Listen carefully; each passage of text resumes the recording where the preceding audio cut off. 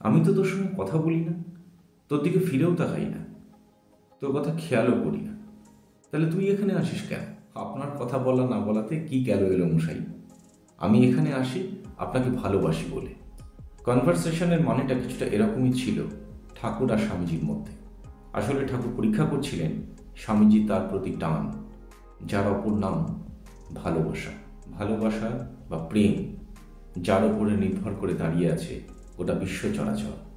তাই কবি বলেছেন, তব নাম লয়ে চন্দ্র তারা, অসীম শূন্যে ধাইছে, রবি হতে গ্রহে ঝরিছে প্রেম, গ্রহ হতে গ্রহে ছাইছে।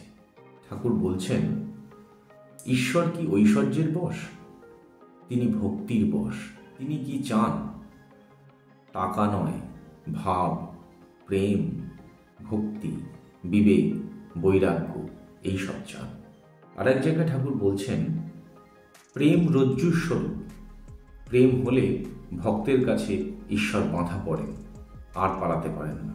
আর এ সম্পর্কে শ্রী শ্রী মায়ের ব্যাখ্যা আরও অপূর্ব। মা বলছেন, ভালোবাসায় সব কিছু হয়, জোর করে কায়দায় ফেলে কাউকে দিয়ে কিচ্ছু করানো যায় না। আর স্বামীজি, তার অনুভূতিটা একটু দেখা যাক।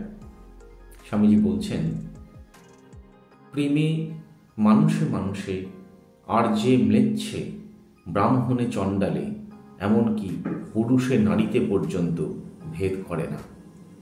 প্রেম সমগ্র বিশ্বকে আপনার গৃহসদৃশ করে নেয়। স্বামীজির যে প্রেমময় সত্তা, তার পূর্ণ প্রকাশ ঘটেছে তার বিখ্যাত কবিতা সখার প্রতীকে। কবিতার সেই বিখ্যাত লাইনগুলো, শোনো বলি মরমের কথা, জেনেছি জীবনের সত্য সার, তরঙ্গ আকুল ভবঘোর, এক তরি করে বাড়াবার, মন্ত্র তন্ত্র প্রাণ নিয়াময়, মতামত দর্শন বিজ্ঞান, ত্যাগ ভোগ বুদ্ধির বিভ্রম, প্রেম প্রেম এই মাত্র ধন। কবিতার শেষ স্তবকে তিনি বলছেন, ব্রহ্ম হইতে কীট পরমাণু, সর্বভূতে সেই প্রেমময়, মন প্রাণ শরীর অর্পণ কর সখে, এ সবার পায়, বহুরূপে সম্মুখে তোমার, ছাড়ি কোথা খুঁজিছ ঈশ্বর, জীবে প্রেম করে যেই জন, সেই জন সেবিছে ঈশ্বর। সব জায়গাতেই শুধু প্রেমেরই জয়গান। তবে অনেকের কাছে প্রেমের মানেটা শুধু শরীরের সঙ্গেই জড়িয়ে থাকে। প্রেম বলতে তারা বোঝে শুধু নারী পুরুষের প্রেম। কারো কাছে প্রেমের মানে ভিক্টোরিয়ায় বাদাম ভাজা, কারো কাছে প্রেমের মানে হেলমেটহীন বাইকে আমি রাজা, কারো কাছে প্রেমের মানে অনলাইনে ওই রুম বুক করতে শেখা, কারো কাছে প্রেমের মানে অল্প ঘেমে হরমোনের গল্প লেখা। তবু যেন আছে অন্য কোনো প্রেম, যে প্রেমে শরীরে বসন্ত ভরা বাসবদত্তার গৃহে যান সন্ন্যাসী উপগুপ্ত। সন্তানহারা মায়ের চোখ আজও হতে পারে না সুপ্ত।